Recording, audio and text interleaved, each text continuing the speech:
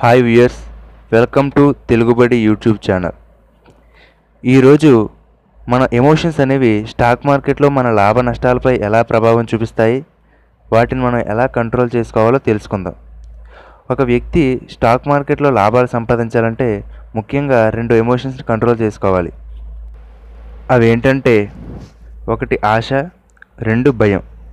ఇప్పుడు వీటి గురించి వివరంగా తెలుసుకుందాం. ఇది ఒక కంపెనీ షేర్ వాల్యూని చూపించే చార్ట్ అనుకుందాం.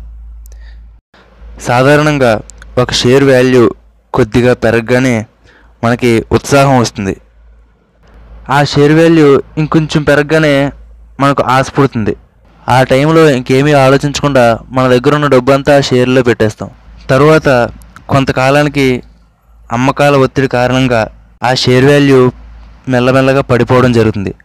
ఆ సమయంలో మనకి నిరాశ కలిగినప్పటికీ మళ్ళీ షేర్ వాల్యూ పెరుగుతుంది కదా అని ఆలోచిస్తాం.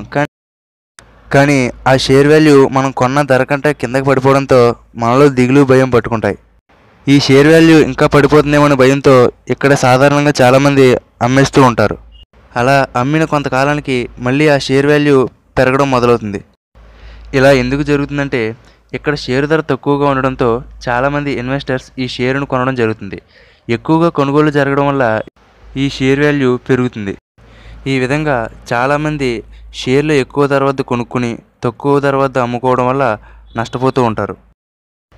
సో దీనిని బట్టి మనం ఈరోజు ఏం తెలుసుకున్నామంటే, ఒక షేర్ ధర విపరీతంగా పెరిగిపోతుందని ఎక్కువ రేటు దగ్గర కొనకూడదు, అలాగే పడిపోతుందని భయపడి అమ్మేయకూడదు. కాబట్టి ఎప్పుడైనా షేరు తక్కువ ధరకు దొరికినప్పుడు కొనుక్కోవాలి, అలాగే కొద్దిగా పెరిగిన తర్వాత లాభాలను బుక్ చేసుకోవాలి. ఓకే వ్యూయర్స్, ఈ వీడియో మీకు ఉపయోగపడింది అనుకుంటున్నాను.